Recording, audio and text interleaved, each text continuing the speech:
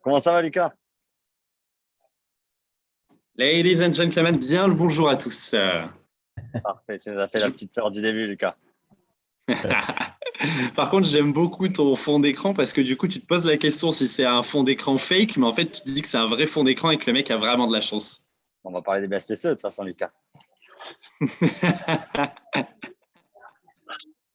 Ah, mais merci à tous, en tout cas, d'être ici. On va commencer et pendant l'introduction, du coup, les gens vont nous rejoindre. Donc, c'est le troisième webinaire, le quatrième même qu'on organise pour Grosse Talent. Je pense que c'est un sujet qui a intéressé beaucoup de monde. On a eu plus de 300 inscrits. Là, on est à 50 participants et ça va monter. Je pense que ça montre l'intérêt pour l'equity en France. On a vu l'annonce de Caption la semaine dernière et la waiting list longue comme le bras. Donc, c'est un sujet qui est de plus en plus intéressant et qui attire. Je pense que ce webinaire va vous être forcément utile si vous êtes en train de candidater à des offres. Donc aujourd'hui, si vous êtes en train de candidater des offres en startup et que vous allez recevoir un package concernant des BSPCE, ce webinaire va vous être utile. Si vous êtes en possession d'actions ou de BSPCE aujourd'hui, ce webinaire vous sera aussi utile, mais ce sera aussi utile pour les recruteurs ou les fondateurs aujourd'hui qui se posent pas mal de questions sur comment communiquer auprès des BSPCE et donner de la transparence. Ben, Lucas vous donnera aussi pas mal d'indices. Rapidement, pour continuer un peu l'introduction, le constat sur l'equity aujourd'hui pour les employés du growth, mais je pense qu'il s'applique à tous les employés de start-up, beaucoup de candidats, et on les a chaque semaine, signent leur contrat, signent des documents sans vraiment lire les différentes clauses, sans même les comprendre aujourd'hui. Je pense que c'est lié à beaucoup d'acronymes et on va essayer de les démystifier, que ça soit le cliff, le vesting, tous ces mots un peu barbares que Lucas va nous expliquer. Il y a aussi un sujet, je pense, c'est toutes ces on-dit ou ces idées reçues ou ces légendes urbaines autour des BSPCE qu'il y a aujourd'hui dans l'écosystème. Et enfin, je pense que c'est le manque de transparence qu'il y a aujourd'hui qui ne permet pas, on va dire, avoir une discussion transparente entre les entreprises et les talents et qui permet d'avoir ce flou qui dessert à la fois les entreprises, mais aussi à la fois les talents. Donc, on va essayer dans les différentes parties de ce webinaire d'en discuter. Je voulais finir cette introduction en expliquant que je pense qu'on arrive à un stade où les BSPCE commencent à être mûrs en France. Des plateformes comme Caption ont vu le jour. Mais il y a aussi, ce que je vais dire, on commence à rencontrer les premiers employés de start-up qui ont gagné de l'argent grâce au BSPCE. On a vu l'exit de Shine, on a vu beaucoup plus d'angel investisseurs aussi sur la place, donc des anciens employés de start-up qui ont investi. Ce n'était pas le cas avec les premières start-up françaises, que ce soit les se loger ou les ventes privées. Et aujourd'hui, sur la génération, on va dire, de 2014, 2016, 2018, on commence à voir des employés qui ont réussi à gagner de l'argent avec des parts de l'entreprise. Donc, c'est devenu concret, en fait, quelques années plus tard. Donc, ce webinaire, il s'inscrit dans la mission de Grosse Talent, d'accompagner gratuitement les talents du Growth dans leur carrière en créant du contenu de qualité, comme ce webinaire avec Lucas, et aussi en mettant en relation les talents entre eux et en créant une relation de confiance. On a fait venir un des experts sur le sujet. Enfin, personnellement, c'est celui qui m'a donné énormément d'infos concernant les BSPCE et l'equity. Donc, c'est pour ça que naturellement, j'ai pensé à toi, Lucas. Est-ce que tu peux te présenter rapidement, Lucas? Merci beaucoup, Jérém, pour l'intro, toujours très complète. Donc, salut à tous et toutes. Merci beaucoup déjà les gars de m'avoir invité. Vous savez à quel point pour moi et pour nous chez Caption, la redistribution de la richesse auprès des salariés est stratégique. Enfin, si on fait cette boîte, c'est pour ça. Le reste, donner de l'argent aux VC, etc. Pour avoir été un ancien VC, ils n'ont pas besoin de Caption pour ça. Ils maîtrisent. Par contre, effectivement, aujourd'hui, le dernier maillon de la chaîne, c'est le salarié. Et le founder est un peu pris entre deux eaux, entre ses VC et ses salariés. Mais bref, on aura le temps d'en reparler. Moi, j'ai la chance ou la malchance, effectivement, de faire du VC depuis une dizaine d'années. Donc d'avoir réalisé une vingtaine d'opérations, donc principalement en seed. Donc nous, on rentrait vraiment au stade assez précoce de la boîte, parfois sur PowerPoint et parfois avec quelques dizaines de milliers d'euros de MRR ou de chiffre d'affaires. Donc voilà, on a levé une centaine de millions d'euros sur 2 premiers fonds d'investissement que j'ai quittés l'été dernier pour pouvoir monter notamment Caption, donc qui aujourd'hui a pour objectif de créer la seule marketplace en France et en Europe permettant d'acheter et vendre librement des actions ou des BSPCE, et je vous expliquerai un peu plus dans le détail ce que ça peut vouloir dire. On s'est lancé en version bêta au mois de mars. En 4 mois, on a fait à peu près 2 millions d'euros de volume sur une communauté privée de 200 investisseurs. Et là, depuis la semaine dernière, on a ouvert à tous. Donc, n'importe quel investisseur professionnel comme non professionnel français ou européen peut venir s'inscrire sur Caption. Et donc, on a eu 7000 inscrits et on a fait 2 millions de volume, ce qui est ce qu'on avait fait en 4 mois. Parfait. Bon, on y reviendra de toute façon sur tous ces termes. On a choisi de découper le webinaire en 4 parties. La première partie, c'est vraiment un peu expliquer les basiques, comment ça marche, les différents types d'actions, et on y reviendra. La deuxième partie, on voulait rendre ça hyper actionnable pour les candidats. Notamment, c'est le premier rapport qu'on a avec le BSPCE, c'est quand on reçoit une offre, donner des astuces en fait pour comprendre cette offre, arriver à se projeter et poser surtout les bonnes questions. Un des événements qui est le plus important, on dirait, comme tu l'as rappelé, Lucas, c'est comment on gagne de l'argent. En fait, qu'est-ce qu'on peut faire de ces BSPCE, l'événement de liquidité. Et on finira on l'a appelé dans la note, Lucas, vous ne faites pas avoir sur l'equity, c'est de se dire un peu toutes ces astuces qu'on peut donner aux employés pour arriver en fait à un expert, soit face à son fondateur, soit face à un recruteur, soit face à d'autres personnes, pour vraiment poser les bonnes questions et avoir tous les éléments là-dessus. Et bien sûr, le but, c'est que vous puissiez poser vos questions. Donc, n'hésitez pas à les poser tout au long du chat, tout au long du webinaire dans le chat. Timothée va les copier et on les traitera à la fin du webinaire. Mais n'hésitez pas vraiment à poser vos questions là-dessus. C'est aussi le but d'avoir la chance d'avoir Lucas en face de vous et de pouvoir poser et bénéficier tous de l'intelligence collective. On commence, Lucas ? Yes, écoute, c'est parti. Et puis, de votre côté, Tim et Jérém, si vous avez des choses à ajouter sur ce que je dis, bien entendu, vous le faites. Vous avez aussi cette expérience-là d'avoir vécu de l'intérieur.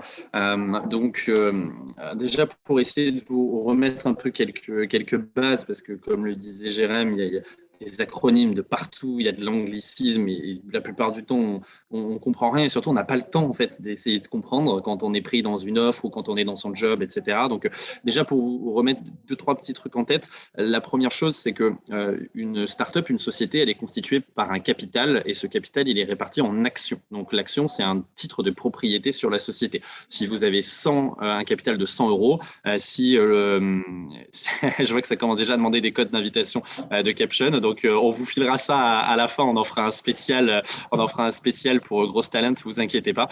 Donc, tout ça pour dire que le capital, il est constitué d'actions. Donc, si vous avez un capital de 100 euros et que l'action vaut 1 euro, si quelqu'un a 60 actions, il détient 60% de la société. Donc, ça, c'est vraiment le truc de base.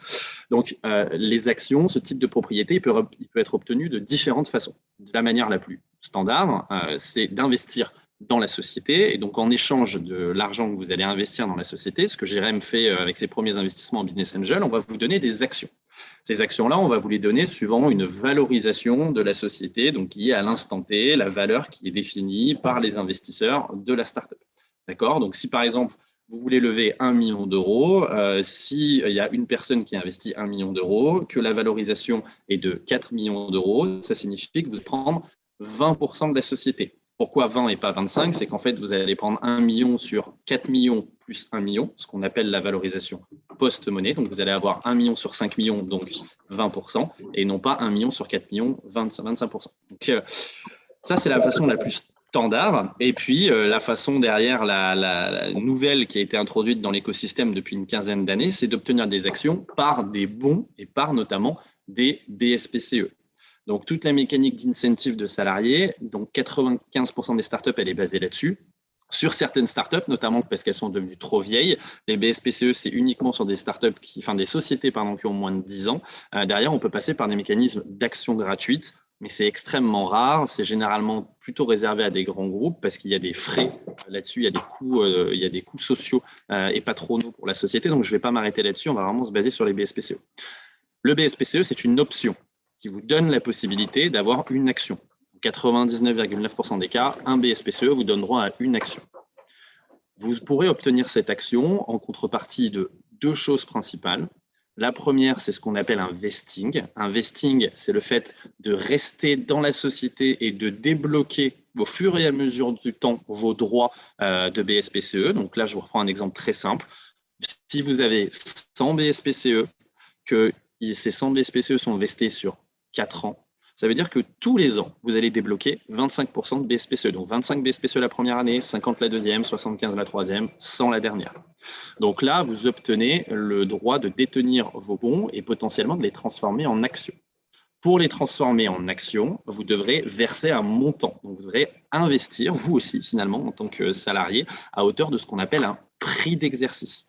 Un prix d'exercice, c'est il y a une levée de fonds qui se fait, puisque les BSPCE sont quasi systématiquement émis lors d'une levée de fonds. La valorisation de la société, à ce moment-là, on va reprendre l'exemple de 5 millions d'euros. 5 millions d'euros, ça veut dire par exemple qu'une action vaut 20 euros. Donc vous, quand vous voudrez transformer un BSPCE en une action, puisque vous aurez le droit de le faire parce que vous avez vesté, vous devrez verser 20 euros par BSPCE qui sera versé sur un compte de la société pour pouvoir avoir une action en échange.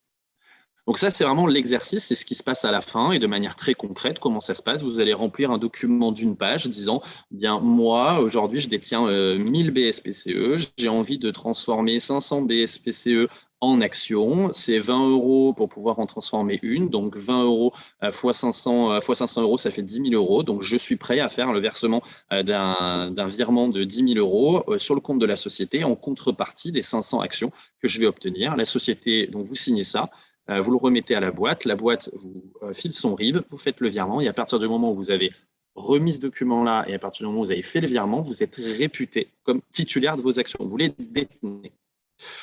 Donc, voilà grosso modo sur les quelques mécaniques un peu globales. J'en rajoute une autre que Jérémy a évoquée tout à l'heure, c'est ce qu'on appelle le cliff, que vous verrez souvent. Le cliff, c'est rien d'autre qu'un vesting, sauf que le cliff dit que si vous partez avant un certain temps, qui généralement est de 12 mois, pour s'éviter les personnes qu'on recrute et qu'on fait partir, par exemple, en période d'essai et qui pourraient du coup avoir des BSPCE, ce qu'on dit, c'est qu'il faut que vous restiez un minimum de 12 mois consécutifs pour pouvoir débloquer vos 25 premiers pourcents, par exemple, si vous êtes sur un vesting de 4 ans. Donc, c'est vraiment pour éviter d'avoir des allers-retours de salariés pour diverses raisons, soit venus du fait du salarié, soit venus du fait de la société, qui pourraient détenir des bons, alors qu'au final, ils ont pas pu apporter le minimum que la société souhaitait en termes de présence sur 12 mois. J'ai un million de questions, Lucas, pour toi sur cette partie-là.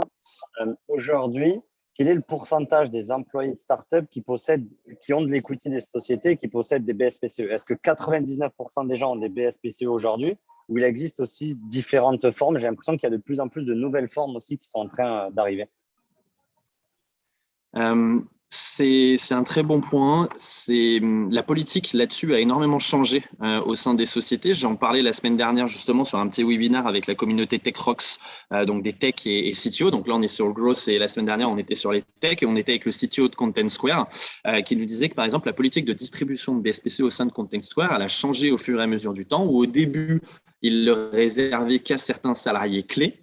Et donc, il définissait certains critères qui faisaient qu'un salarié était plus clé qu'un autre. Et les salariés clés, ils bénéficiaient de BSPCE. La contrainte que vous avez là-dessus, c'est que ça fait des personnes qui ne sont pas forcément contentes. Et ça nécessite souvent de garder un peu le secret parce qu'on n'a pas trop envie que ça se sache, que tout le monde n'en a pas, les personnes qui en ont, parce que ça crée de la tension avec ceux qui n'en ont pas, etc. Donc, souvent, c'est assez compliqué à gérer. Vous pouvez le faire au tout début, lorsque vous êtes 10, 15, 20 personnes. Mais après, quand vous commencez à grossir, comme ça a été le cas sur Content Square, généralement, vous rebasculez sur une formule beaucoup plus égalitaire où en fait, vous en donnez à tout le monde. Et suivant une grille prédéfinie, certaines personnes vont plus en avoir parce qu'elles sont sur des hauteurs de grille plus importantes, parce que c'est des profils à haut potentiel, parce que c'est des C-level, parce que vous les avez recrutés dans une startup à succès, et que du coup, vous savez que cette personne-là, elle va parfaitement fitter en termes de skills, par exemple, dans votre société, etc., etc. Mais aujourd'hui, de manière générale, dans la grande majorité des boîtes, même au tout début, on en distribue à tout le monde. C'est devenu un peu la mode après les Shine, après les Alan, de faire des grilles en disant, voilà, au moins c'est égalitaire, c'est transparent et on se réfère à la grille. Donc, de plus en plus, ça ressemble à ça. Et en termes de pourcentage du capital, généralement, ce que tu peux compter, c'est que sur chaque nouvelle levée de fonds, tu vas émettre entre 3 et 5% de nouveaux BSPCE. Sur les anciens, tu en as qui vont crever parce qu'il y a des salariés qui ne vont pas les exercer, parce qu'il y en a que tu n'auras pas distribué. Enfin bref, ce qui signifie qu'aujourd'hui, typiquement sur une scale-up, French Tech 120, Next 40, on a entre 10 et 15% de la société qui sont détenus par les salariés actionnaires. Non, c'est hyper intéressant. Je ne sais pas si tu as l'étude, mais par exemple, si on prend le French Tech 120, aujourd'hui, tous les French Tech 120 ont donné des BSPCE à des employés de start-up. Pas peut-être tous les employés, mais au moins, ils ont tous une politique de BSPCE aujourd'hui sur le marché. Tous. Sinon, tu ne recrutes pas. Donc oui, ils en ont tous une. Après, est-ce qu'ils ont distribué à tout le monde ou pas là-dessus? Très honnêtement, c'est très compliqué. C'est quasi impossible d'avoir la data. Il faudrait vraiment les cruncher de la data juridique et ça pourrait se faire, mais ça prend du temps. En tout cas, ce qui est sûr, c'est que je mets ma main à couper qu'ils en ont tous distribué parce qu'aujourd'hui, ça devient une norme au même titre que ça devient une norme d'avoir ton swile, quoi. D'accord, exactement. Du coup, ça fait une bonne transition sur la deuxième partie qui est en fait essayer de comprendre un package. Moi, un peu le constat, tu vois, sur les talents du growth qui nous appellent, c'est souvent on présente maintenant un package, donc c'est-à-dire qu'on met à la fois le salaire dedans, plus on rajoute des equity. Ça permet de rendre la chose un peu plus obscure et un peu moins transparente. Et on leur dit, ben voilà, on va prendre un exemple. Tu es senior gross manager, ça va être à 60K et on te met 30K de BSPCE. Donc, imagine sur un mail, quand tu reçois ça, est-ce que c'est compréhensible? Est-ce que tu arrives à comprendre ce que ça donne ou est-ce qu'il te manque des informations et quelles questions il faut poser du coup pour vraiment comprendre quel est ce 60K de salaire plus ces 30K de BSPCE? Alors clairement, quand on vous dit ça, c'est normal que vous ne compreniez rien parce que ça ne veut rien dire. Ce qu'on vous dit quand on vous dit ça, c'est en fait, tu vas gagner 60 000 euros bruts par an et puis 30 000 euros de BSPCE, c'est le chèque que tu vas devoir faire pour pouvoir obtenir des actions en face. Donc pour le coup, alors là, ça ne veut vraiment rien dire, on mélange des choux et des carottes. Donc moi, ce que je vous invite toujours à faire là-dessus, c'est notamment chez Feed qui font ça et je trouve que c'est une bonne réflexion parce qu'on s'en rend tout de suite compte, c'est de dire, OK, combien d'années de salaire ça peut représenter ? Par exemple, c'est un moyen assez facilement d'avoir des repères en disant OK, 3 fois, 5 fois, 10 fois, etc. Et la façon dont ça se fait, et ça, chez Jérém, on en avait parlé en préparant ça, que c'est quelque chose que toi, tu faisais et que tu fais aujourd'hui systématiquement sur les recrues que vous accompagnez ou les boîtes dans lesquelles tu investis, c'est de dire OK, aujourd'hui, tu me donnes 50 BSPCE et ça veut tout et rien dire. Quelle est la projection de valorisation de la société suivant les levées de fonds que tu veux faire? Et à la fin de mon vesting, par exemple, vous pouvez raisonner comme ça, c'est le plus simple. Donc, dans 4 ans, combien la société va valoir? Et donc, du coup, si aujourd'hui vos BSPCE, ils valent 50 euros, donc un BSPCE permet d'obtenir une action contre 50 euros. Si on vous dit que dans 4 ans, l'objectif, c'est que la valorisation de la boîte, elle soit à 300 millions et que 300 millions, ça veut dire que l'action, elle va valoir, par exemple, 500 euros. Voilà, vous savez que là, vous avez un x10 et donc 500 euros. Vous faites votre calcul par rapport au nombre de BSPCE qu'on vous a promis. Ça va peut-être vous dire, dans 4 ans, vous allez pouvoir obtenir 400 000 euros. Si vous êtes à 100 000 euros par an, ça veut dire que ça vous fait 4 ans de salaire. Donc, toujours bien se projeter. Toujours bien se projeter sur quelle sera la valeur de demain, parce que c'est ça en fait qui vient alimenter votre package. Et en fait, le raisonnement que vous avez là-dessus, c'est de dire, OK, si ça me permet d'avoir 400 000 euros dans 4 ans, ça veut dire que si je le divise par 4, ça veut dire que tous les ans, c'est comme si je pouvais avoir potentiellement 100 000 euros de plus. Et là, ça rejoindra un sujet de caption, 100 000 euros de plus. Donc, si mon package, c'est 60 000, 80 000, 100 000 euros salarial, ça veut dire que finalement, de manière entre guillemets un peu bête et méchante, c'est comme si j'étais payé 80 euros plus 100 000 euros par an, exactement comme un sales à son fixe et son variable de manière assez classique. Pour rebondir sur ce que tu as dit, Lucas, on avait discuté. Je vais vous montrer une offre. C'est peut-être la dernière offre que j'ai envoyée chez Spendesk qui reprend un peu les exemples. Donc, c'est un salaire américain. Désolé pour nos amis français. Donc, ça, c'est le nombre de BSPCE du coup qu'on a donné à la personne. Et là, c'est la valeur aujourd'hui, donc à l'instant T. Je pense que c'est aux alentours de la série A de Spendesk et avec différents scénarios. Donc, x10, je pense, et x50. x50 aujourd'hui, c'était le scénario, on va dire, d'un point de vue marché, qui étaient nos deux concurrents directs aux États-Unis, Concur et Coupa, qui valaient chacun 8 milliards à cette époque-là, ils ont doublé. Mais si on arrivait à 8 milliards, ce qui représentait un x50, dans la poche du candidat, ça représentait 2,8 millions d'euros là-dessus. Donc, ça, c'est les choses que Lucas vient d'expliquer. C'est normalement, les entreprises qui le font bien vous donnent des scénarios. Après, il faut garder en tête aussi que rejoindre une startup, il y a un risque. Aujourd'hui, c'est comme le marché immobilier parisien. Tout le monde dit que ça monte, mais on ne le sait pas vraiment, en fait. Et notamment les startups aujourd'hui. Donc oui, elles montent avec les levées de fonds, mais un jour ou l'autre, la startup doit avoir une valorisation, soit sur une entrée en bourse, soit sur un rachat. Et donc, du coup, cette valorisation, c'est là-dessus qu'il faut se baser pour se dire, OK, c'est quoi les scénarios? Un scénario 1, on va dire un peu catastrophe. Pire cas des scénarios, qu'est-ce qui se passe? Qui est peut-être 80% des startups aujourd'hui. Un scénario 2 qui est optimiste, on va dire bon père de famille, pas trop ambitieux, où on se dit, voilà, au pire des cas, notre concurrent nous rachètera cette valeur-là, quoi. Et on peut avoir après des scénarios 3 ou des scénarios 4 qui sont un peu plus ambitieux aujourd'hui. On peut être ambitieux puisqu'on a, rien que la semaine dernière, le nombre de levées de fonds qu'il y a eu dans l'écosystème, on a plusieurs startups en 2021 qui sont valorisées à plusieurs milliards d'euros et on y reviendra sur les événements de liquidité. Donc ça, je pense que c'est hyper intéressant ce que tu dis, Lucas, de comprendre quand on vous dit vous avez 30 000 euros de BSPCE, ça correspond à aujourd'hui, mais ça ne veut rien dire sur le futur, donc il faut déjà demander là-dessus. Il y a deux choses qui sont intéressantes aussi là-dessus sur une offre, Lucas. Il y a est-ce que le cliff se négocie, par exemple? Tu parlais qu'aujourd'hui, il était de 12 mois, mais par exemple, nous, chez Spendesk, le cliff était de 18, comme tu as pu le voir sur le screenshot. Est-ce que le cliff, l'employé peut négocier le cliff, oui ou non? Je réponds à ça et puis j'ai vu passer une question dont je voulais vous parler sur l'histoire de la dilution, en fait. Non.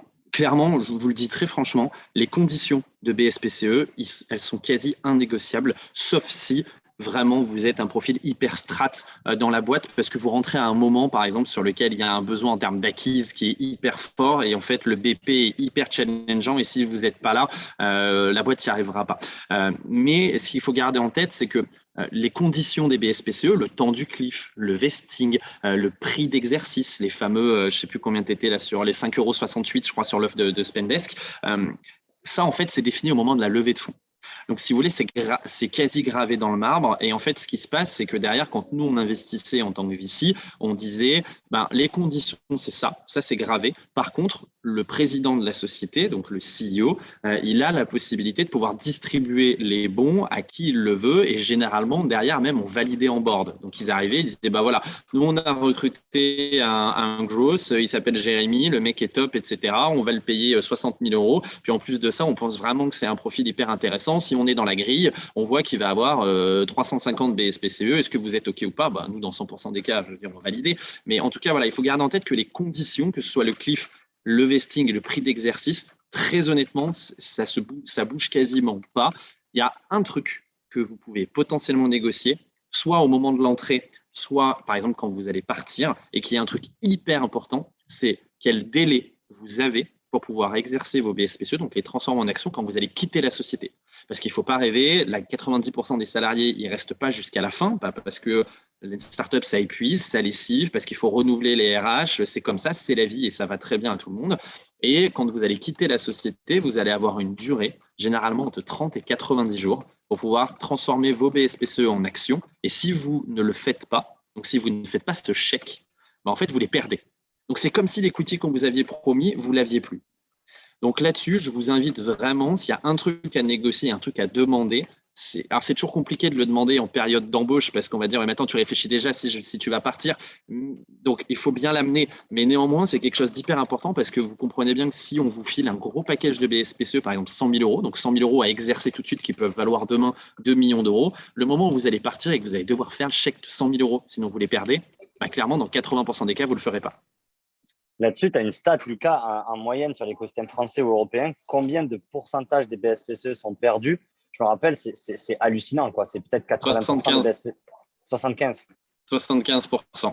Parce qu'à la fin, quand tu arrives à devoir faire ce chèque, mais tu prends tout le risque. Tu prends tout le risque. Donc, est-ce que toi, tu as envie de faire un chèque de 30 000, 50 000, 100 000 €, potentiellement t'endetter à titre perso pour une liquidité qui reste hypothétique et qui va peut-être prendre encore des années et des années? C'est là où Caption joue un rôle, mais c'est ultra important.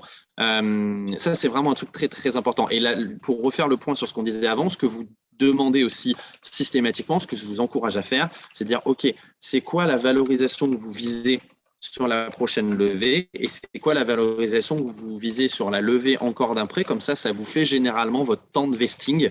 Donc, du coup, vous êtes capable de vous projeter en disant « Ok, 30 000 euros dans 2 ans, ça va valoir 80 000. Donc, 80 000 divisé par 2, c'est comme si, entre guillemets, j'avais 40 000 euros de plus par an. Et dans 4 ans, si vous faites x10, c'est un peu le calcul qu'on évoquait tout à l'heure. Je rebondis sur un truc, l'histoire de la dilution. Ne vous prenez pas la tête avec la dilution. Ce n'est pas votre sujet. Vous devez raisonner sur un prix par action. Là, on voyait Spendesk, le prix d'exercice 5,68 €. Vous, la seule chose qui vous importe, c'est est-ce que demain, ça va valoir 30 €. Qu'entre-temps, vous soyez dilué, pas, vous vous en foutez. La dilution, c'est un sujet de VC parce que c'est un sujet de poids dans la société, c'est un sujet de pouvoir et c'est un sujet de gouvernance. Vous êtes là, qu'aujourd'hui, vous ayez 0,1% de Spendesk, 0,8% de Spendesk.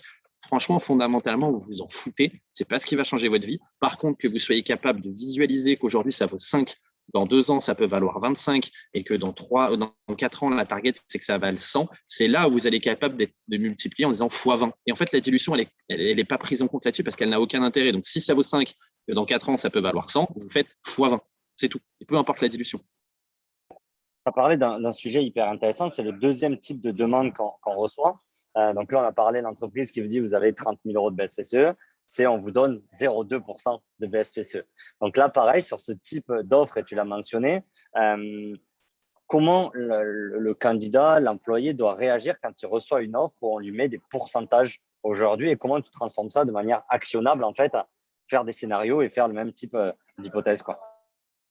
Donc, moi, ce que je vous encourage toujours là-dessus, encore une fois, le pourcentage, vous en avez rien à foutre. Ce n'est vraiment pas votre sujet.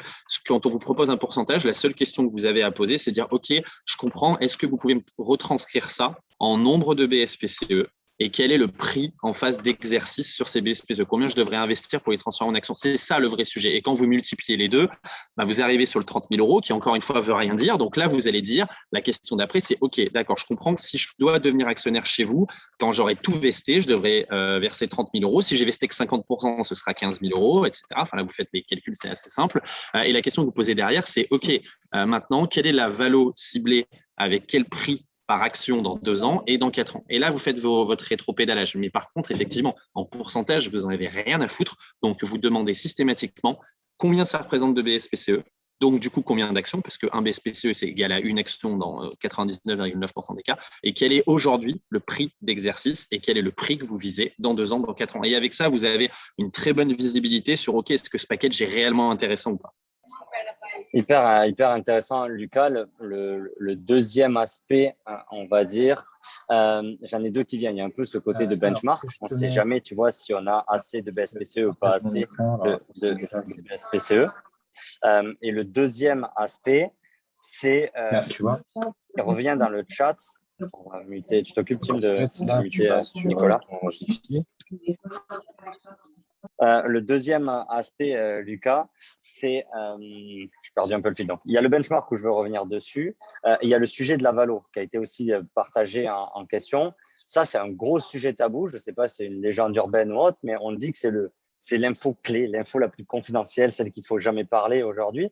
Et donc, certains candidats ont peur de poser cette question sur la valorisation. Quels sont les droits en étant un candidat qui va recevoir des actions de start-up? Comment la demander? Comment traiter ce sujet un peu de la valorisation de la boîte aujourd'hui et futur? Pourquoi c'est tabou en fait et comment le gérer?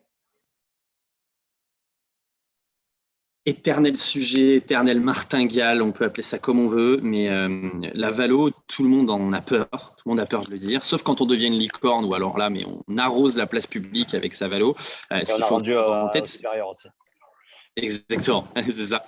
Donc, ce qu'il faut avoir en tête, c'est qu'une valorisation, de manière générale, c'est public. Il faut juste savoir où trouver l'information.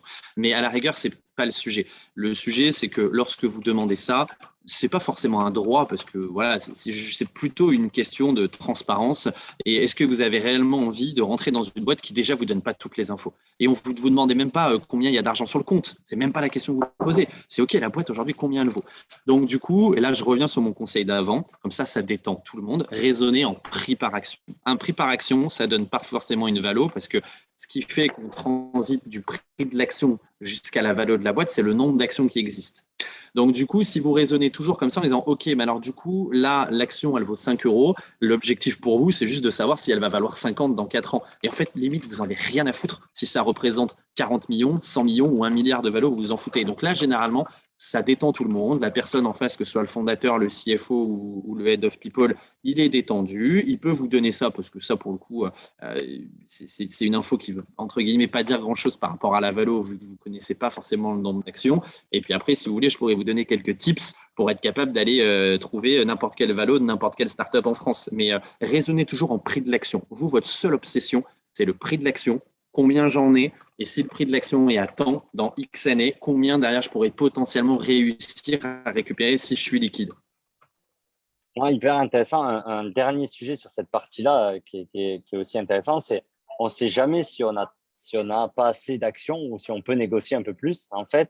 Donc, on reçoit beaucoup, ben voilà, je suis le deuxième ou quatrième employé d'une société, on me propose 0,2%. Est-ce que c'est plus? Est-ce que c'est pas assez? Comment, en fait, gérer ce sujet? Parce que déjà que sur les salaires, c'est tabou. Aujourd'hui, les salaires dans l'écosystème, alors sur les actions, c'est l'étape du dessus. Comment on fait en fait pour se situer, pour savoir si on peut négocier plus, pas négocier plus. Et en plus, il y a ce côté-là où ça ne coûte pas de cash aujourd'hui à la société. Donc, sur le early stage, c'est vachement intéressant d'aller chercher énormément d'actions parce que ce n'est pas de l'argent qui va sortir soit du compte en banque de la société, soit du compte du CEO. Donc, c'est quoi un peu tes idées sur les différents stades tu vois, de maturité des startups pour gérer un peu ce benchmark et savoir si on se positionne, si on a trop ou pas assez d'actions? C'est hyper compliqué. Donc là-dessus, franchement, j'ai pas de recette magique parce que ça dépend de plein de choses. Ça dépend combien de BSPCE ont été émis lors de la levée de fonds. Parce que si vous en avez pas beaucoup, bah, par nature, si vous en avez un peu moins, bah, vous représentez quand même une grosse partie du nombre de BSPCE qui ont été émis. Ça dépend de combien il y a de salariés qui étaient déjà là avant, etc. Donc c'est très compliqué. Il y a des grilles publiques là-dessus que vous pouvez aller trouver. Encore une fois, Alan et Shine, elles sont super bien faites. Ça vous donnera déjà des ordres d'idées. Le vrai sujet, c'est déjà quand est-ce que vous rentrez dans la boîte. Plus vous rentrez tôt, plus vous pouvez aller négocier un package élevé. De manière générale, je vous donne vraiment un benchmark à la con, mais pour que vous ayez des ordres d'idées. Quand j'investissais dans les boîtes, le premier truc que j'essayais de faire avec les founders, c'était justement de monter ces grilles salariales et ces grilles d'equity pour qu'en fait personne ne se sente floué et que les fondateurs, quand ils recrutent, soient complètement à l'aise aussi à le proposer et que ça commence pas à être un peu un jeu à la tête du client. Donc, pour vous donner un benchmark vraiment très large. Donc, prenez pas pour argent comptant, mais ça vous donne un ordre d'idée. Généralement, un VP, s'il rentre très très tôt, mais un VP qui rentre très très tôt, généralement il est founder ou il est late founder. Donc, c'est pas trop un sujet. Le VP, généralement, il rentre quand la boîte a 50, 60, 100 personnes, qu'il faut aller aux US, qu'il faut structurer les ventes, enfin que sais-je. Donc, un VP, généralement, il va pouvoir être aux alentours des 2%. C'est juste pour vous donner un ordre d'idée. On a dit qu'il ne fallait pas parler en pourcent, mais au moins ça vous donne un ordre d'idée. C'est 2%. Lorsque vous êtes sur un C-level, donc qui peut être juste en dessous, alors, on peut se dire qu'un C-level, c'est 2%. Un VP qui va être juste en dessous, tu vas taper 1,5%. Un head-off, vous allez déjà là avoir un gros cut, donc vous allez vous retrouver entre allez, 0,4 et 0,8% de la boîte. Un senior, vous allez vous retrouver entre 0,3 et 0,5. Et puis ensuite, vous descendez jusqu'à des juniors qui peuvent rentrer et avoir 0,05% de la boîte. Mais encore une fois, le raisonnement à avoir, il est plutôt en valeur absolue. C'est OK, si la boîte fait ce qu'elle dit, est-ce que j'ai 200 000 euros, 1 million d'euros, 10 millions d'euros. La vraie réflexion que vous devrez avoir, c'est celle-là, le pourcentage, combien ça représente, vous vous en foutez. Le sujet, c'est OK, par rapport à mon salaire, de combien de fois je suis capable de le multiplier grâce à l'equity si j'arrive à être liquide. Et j'ai envie de dire qu'avoir des benchmarks, c'est compliqué. Le vrai sujet, c'est plutôt vous de vous step back en disant OK, si dans 4 ans, je peux avoir 2 millions d'euros par rapport à l'investissement que je vais mettre dans la boîte et ce que je vais donner, est-ce que je trouve que ça me convient ou pas? Et le Moi, je le risque prends vraiment qu'il à y a l'inverse, derrière. tu vois. Et avec le risque qu'il y a derrière, etc., etc., avec le risque que dans 2 ans, tu doives retrouver un taf, etc. Mais vraiment, c'est plutôt là une réflexion très personnelle que vous devez vous faire en disant, OK, si ça peut me permettre d'avoir ça, est-ce que ça me suffit ou pas? C'est hyper intéressant pour ajouter deux choses là-dessus. Je pense que le pourcentage, ça ne veut rien dire. Par exemple, entre 0,1% d'une licorne ou 10% d'une boîte à 10 millions, vous voyez, c'est là où en fait, ça ne sert à rien de raisonner aussi en pourcentage. Ça dépend vachement du potentiel là-dessus. Le deuxième aspect aussi qui est vachement intéressant, c'est on peut gagner de l'argent avec des BSPCE, mais garde en tête que les intérêts de la boîte et les intérêts des employés sont alignés et donc il faut rester longtemps aujourd'hui. Je pense que pour gagner de l'argent et s'enrichir avec des BSPCE, c'est une opération à long terme en fait. Un fondateur d'une startup va en moyenne passer 7 à 12 ans dans sa boîte. Je pense qu'il faut exiger pareil des employés aujourd'hui. Donc, si vous n'avez pas aussi cette vision long-termiste de rester 4, 5 ans dans une société, vous ne gagnerez pas énormément d'argent en étant des BSPCE. Donc, il faudrait arriver tôt, passer les 2 premières années qui sont horribles de la startup et rester après ça. Il y a un autre mécanisme, ou peut-être qu'on ne le traitera pas dans ce webinaire, mais qui est aussi de relution. On a parlé de dilution, mais c'est aussi en fonction des différents tours de table. Comme tu l'as expliqué, Lucas, il y a des nouveaux BSPCE qui sont émis. Et donc, les anciens employés qui ont par exemple progressé peuvent avoir des BSPCE. Donc, il y a aussi dans le temps, et c'est assez significatif cet échange de BSPCE. Je trouve qu'on a bien traité cette partie-là, Lucas. Je pense que la partie qui est assez intéressante. Je rajoute un dernier truc, Jérém. J'ai rajouté un dernier truc qui va peut-être pouvoir vous aider. Nous, on est en train de concevoir un petit simulateur justement pour tous les salariés où on reprend toutes les valos de toutes les boîtes Next 40 sur toutes leurs levées de fonds. Ce qui permet d'avoir des ordres d'idées de, une boîte, quand elle lève en seed et qu'elle est Next 40, quand elle fait sa série A, elle a fait x5 de valo. Quand elle fait sa série B, elle fait x6. Comme ça, on va sortir des moyennes. Et derrière, vous, en tant que salarié, au lieu de demander en fait combien vous visez, parce que ça, c'est du PP, c'est de la projection, c'est dire, OK, sur la base de toutes les Next 40, aujourd'hui, si je juge que la boîte dans laquelle je rentre, elle peut être Next 40, du coup, ça veut dire que quand aujourd'hui, on donne 10, dans 2 ans, sur la prochaine levée de fonds, parce qu'en moyenne, elle se fait au bout de 24 mois, ça sera 40 et puis après, ce sera 160. Gardez en tête aujourd'hui, de manière générale, pareil, je donne une fourchette très large, mais ça vous donne un ordre d'idée, une boîte en moyenne sur chacune de ces levées de fonds, elle va faire entre x3 et x6, x7 de valorisation. Je vous donne vraiment une moyenne. Il y a des boîtes qui surperforment, il y a des boîtes qui sous-performent. Mais là, ça vous donne déjà une fourchette assez large pour vous dire que quand on vous donne 30 000 € de BSPCE, vous savez qu'à la prochaine levée de fonds qui généralement se fait entre 12 et 24 mois, vous faites x3 minimum, ça va valoir 90. Et derrière, sur la fois d'après, vous refaites x3 minimum, ça va valoir 270. Et ça, on va vraiment essayer d'avancer pour vite sortir ce simulateur parce que ça va aider énormément de gens. Voilà, tout ça pour vous dire que généralement, faites x3, x7 sur chaque levée de fonds et ça vous donne une idée la façon dont la société va se valoriser. Et Maxime, tu avais posé une question, le late founder. Je suis en train d'en recruter un sur mon autre boîte, donc je peux te donner le chiffre. Après, ça dépend de ce que chacun a envie de faire et de la valeur que tu lui apportes. Mais là, tu vois, nous, par exemple, on lui file 15% de la boîte.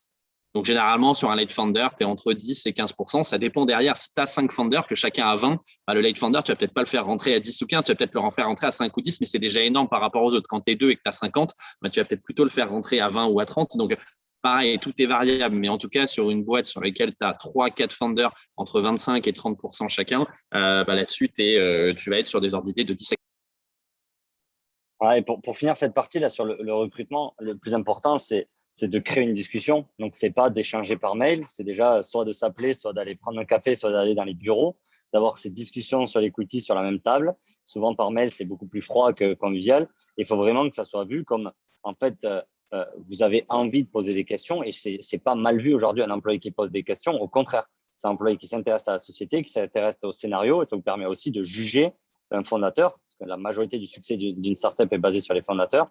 Donc, ça vous permet aussi de juger, comme le disait Lucas, la culture et aussi le potentiel du fondateur. La partie, je pense… Et n'hésitez pas.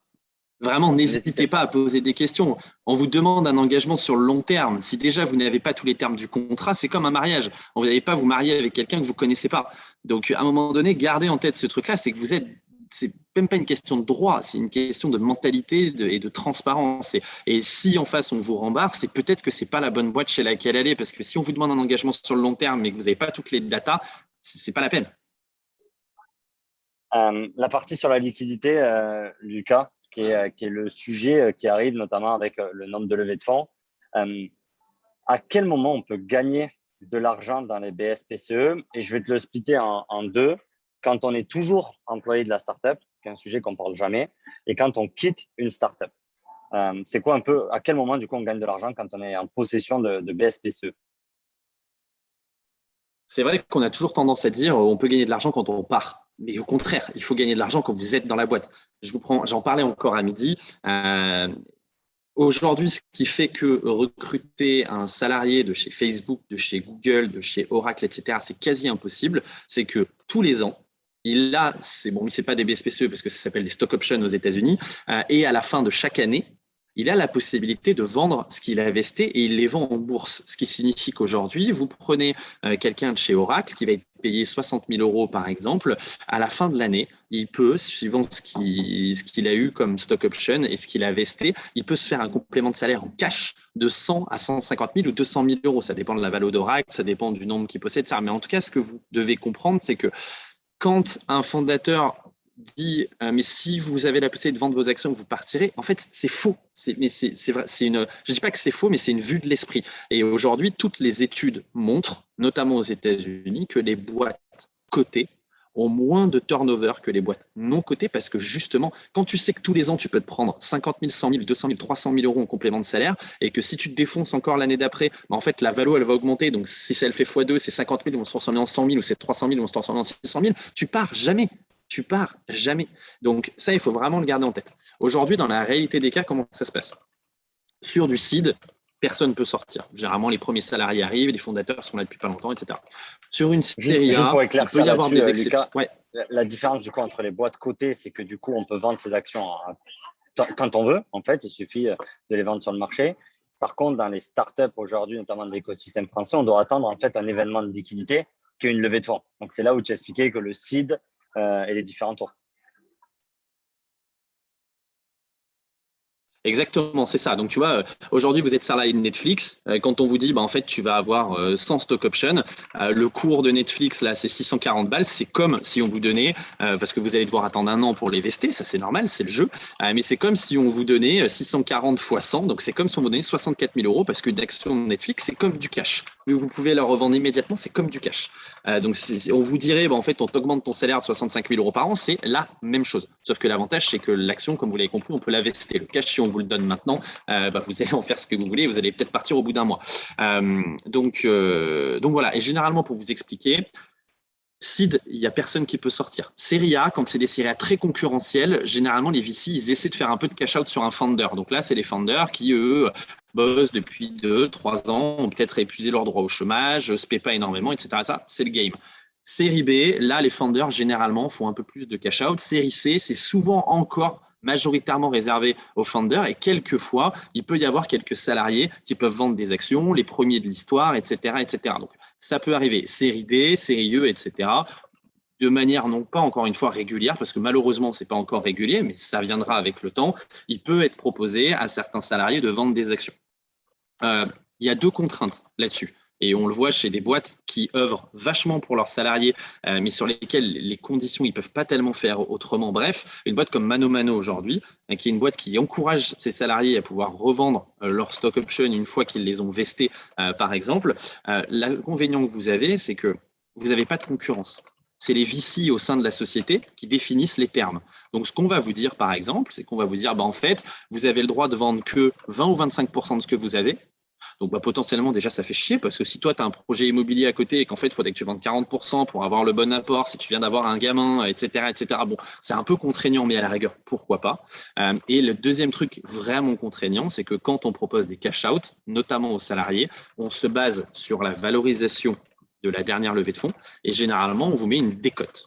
Donc, on va vous dire, en fait, tu vois, c'était 1 milliard la valo. En fait, tes actions, tu vas les vendre sur une base de prix de 800 millions. Donc, s'il y a 1 milliard, l'action, elle valait 100. En fait, toi, tu vas la vendre 80. Donc là, vous avez une perte de valeur qui est sèche. On vous l'explique de plein de façons en disant oui, mais toi, tu as des actions ordinaires, donc des actions simples de la société, alors que les investisseurs qui ont payé 1 milliard de valo, ils ont des actions de préférence. Là, honnêtement, c'est bullshit. Parce que la problématique que vous avez, si je rétropédale, excusez-moi, mais je rentre un peu dans la technique, mais c'est pour que vous compreniez l'aberration, c'est que vous, quand on vend à la fin, on vous dit que c'est le prix de la levée moins 20%, sauf que vos BSPCE, quand on vous les a donnés et que c'est 5 euros sur Spendesk, c'est le prix de la levée de fonds. Donc, c'est le prix des actions de préférence. Donc, vous devriez dire, ouais, mais attends, je ne comprends pas mes BSPCE à la base, pourquoi je les ai payés 5 euros alors que j'aurais dû les payer 5 euros moins 20% et en fait 4 euros.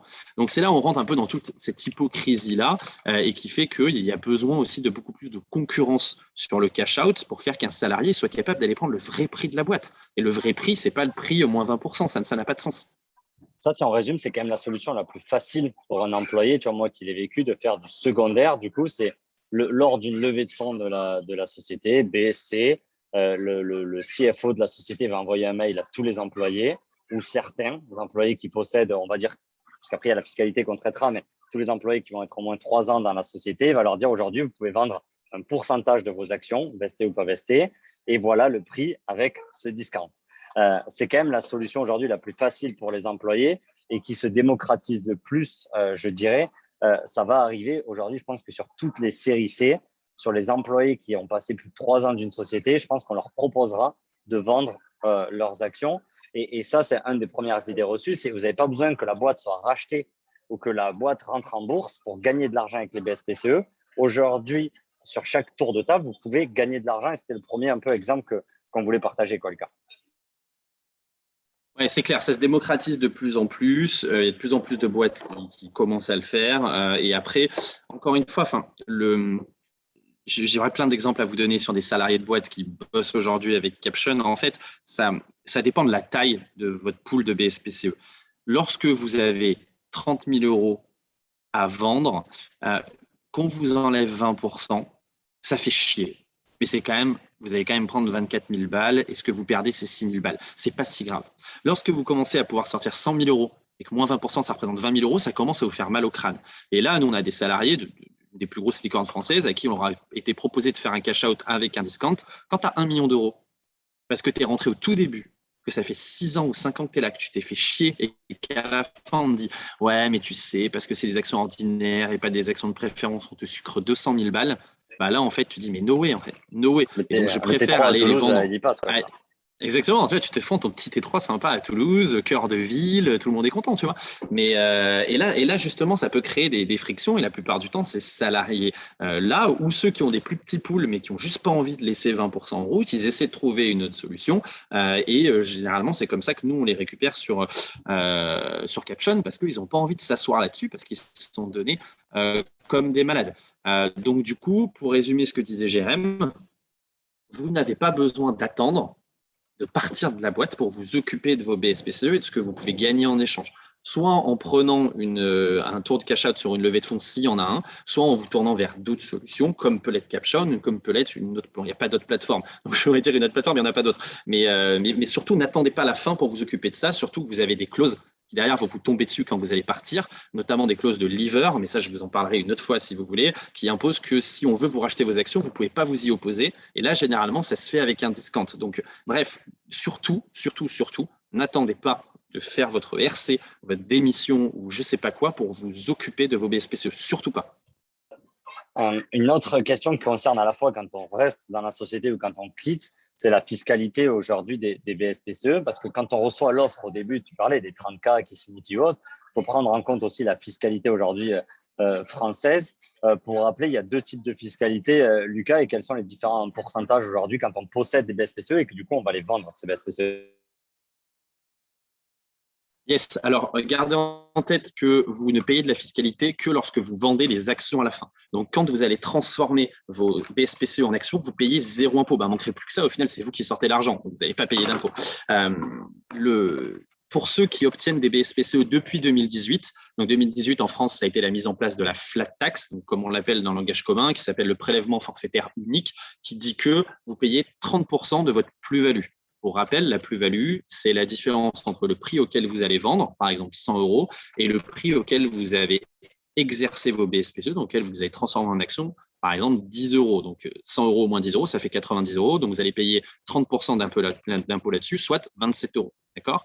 Donc ça, c'est pour ceux qui ont eu des BSPCE après 2018. Donc si aujourd'hui vous êtes en process de recrutement, vous n'avez que ça à retenir, ce sera toujours cette fiscalité-là. Pour ceux qui en ont eu avant 2018, on était sur un ancien régime où là, c'est exactement le même principe, sauf que ce n'est pas 30%, c'est 36,2%. D'accord?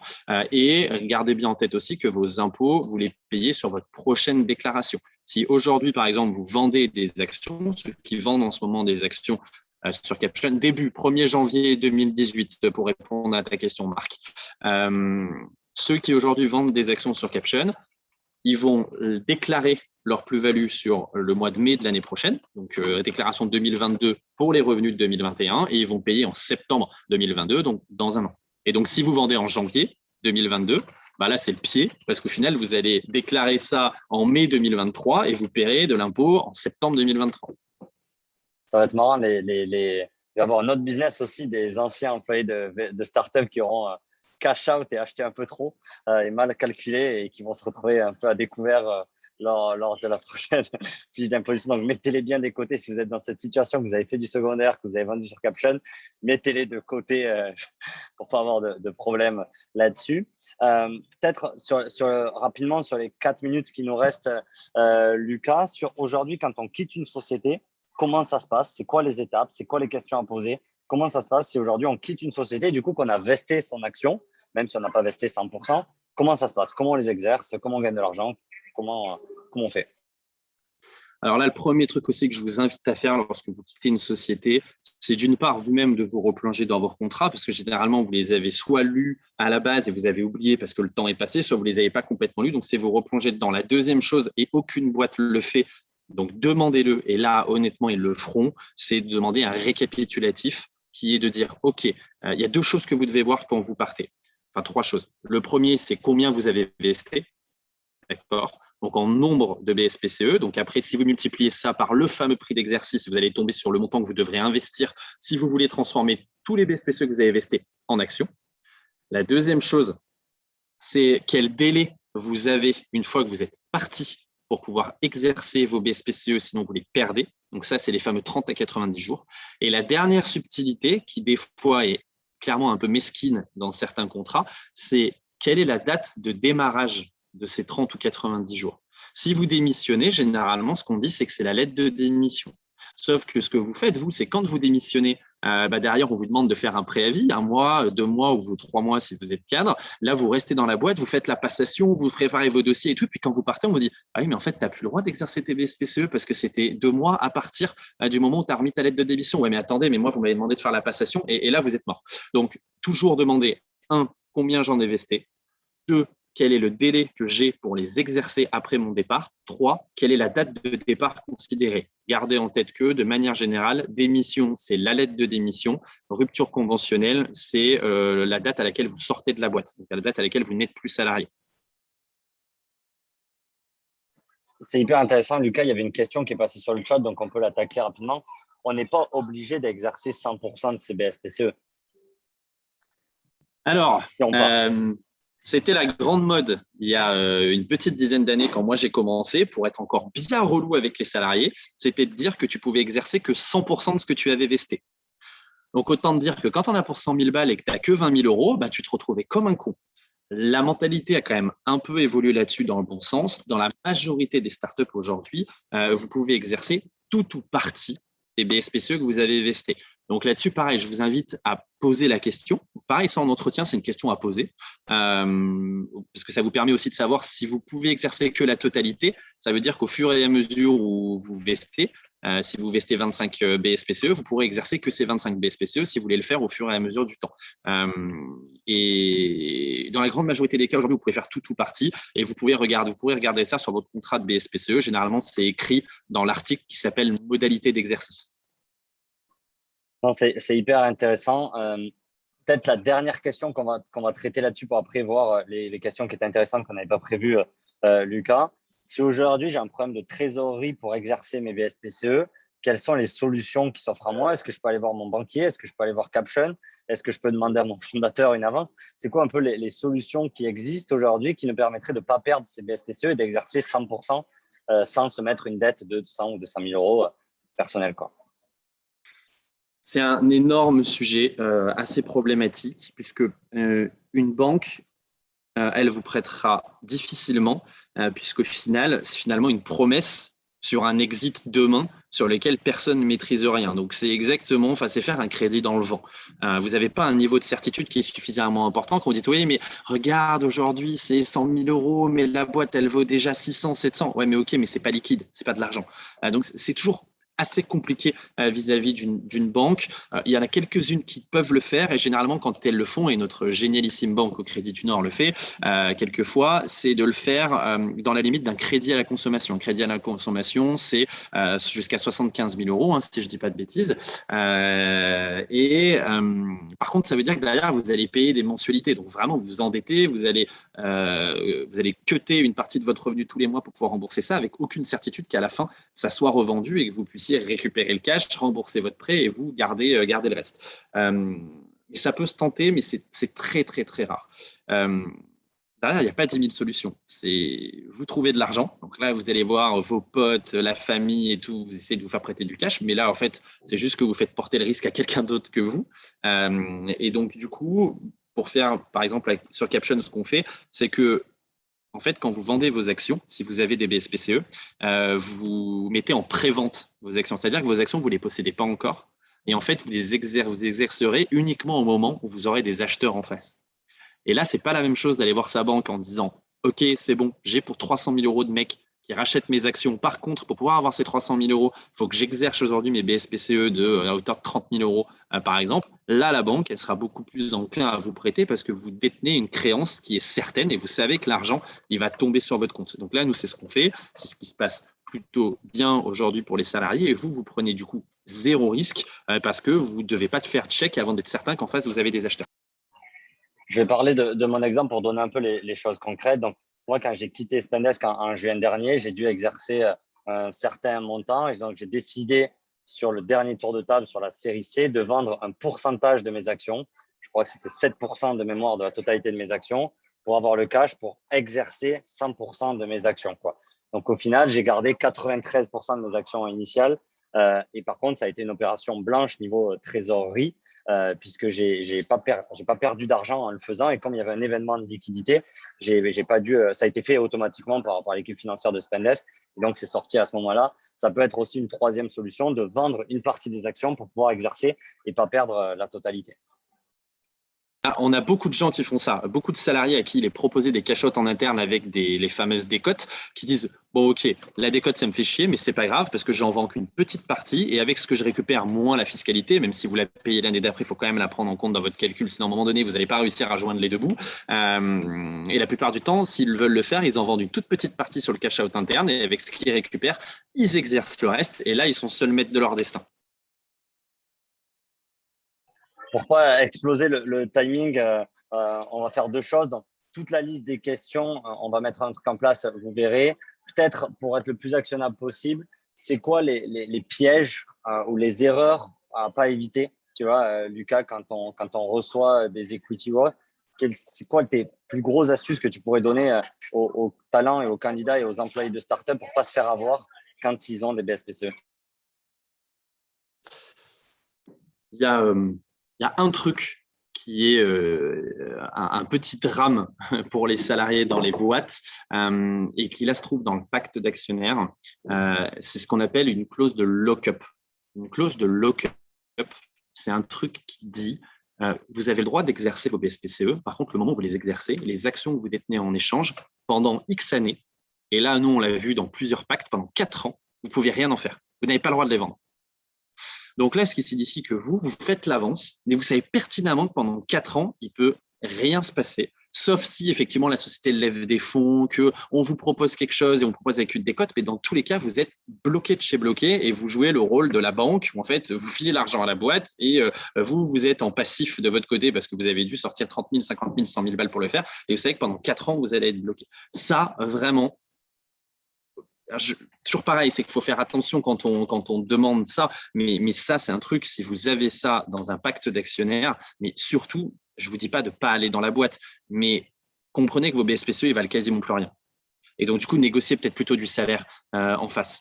Si la boîte a une grille, ben, malheureusement, vous ne pouvez pas trop négocier. Mais c'est pareil, c'est qu'en fait, très, très peu de boîtes filent à la recrue qu'ils veulent. Donc, je ne parle même pas pendant le process. Je parle une fois qu'on vous a appelé ou qu'on vous a fait une promesse d'embauche. Très, très peu de boîtes, voire pas de boîtes, filent le pacte d'actionnaires.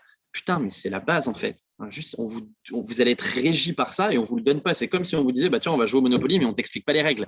Enfin, c'est un truc de fou. Et si vous trouvez ça dans un pacte d'actionnaires, mais vraiment, posez-vous la question de ne pas y aller. On a vu ça, nous, sur 2 très grosses fintech, par exemple, où là, on discutait avec les premiers salariés de la boîte qui sont là depuis 6-7 ans. Bah, quand ils voulaient vendre chez nous, on a vu le truc, on leur dit, en fait, tu ne peux pas. Là, je vous assure qu'on fait la gueule, quoi. Enfin, pas nous, hein. Et le salarié en face, il fait la gueule parce qu'il a vraiment l'impression de s'être fait enfler, alors que tu vois, à la rigueur, c'est peut-être même pas d'un mauvais esprit que ça a été fait par le founder et tout. Mais là, vraiment, tu as l'impression qu'en fait, pendant 6 ans, tu t'es fait chier pour rien, quoi. Donc ça, c'est un truc. Sur le reste, honnêtement, on en a déjà parlé, raisonner toujours en prix par action, en nombre de BSPCE, valo à 2 ans, valo à 4 ans. Et ça va vraiment vous donner une vision assez précise de la valeur de votre package. Par contre, effectivement, s'il y a un truc à éviter, c'est ces clauses de lock-up. C'est une absurdité et ça ne devrait pas exister. Merci à tous en tout cas. Donc, on a reçu beaucoup de questions. Si vous avez des questions très précises, vous pouvez les envoyer. On va faire le standard pour Caption. On va mettre en place un support. Donc, si aujourd'hui vous êtes talent dans le growth, vous avez le mail, c'est talent@growthtalent.org. Posez-nous vos questions. On va les condenser et Lucas répondra et nous aidera à répondre et à vous donner toutes les informations concernant les actions.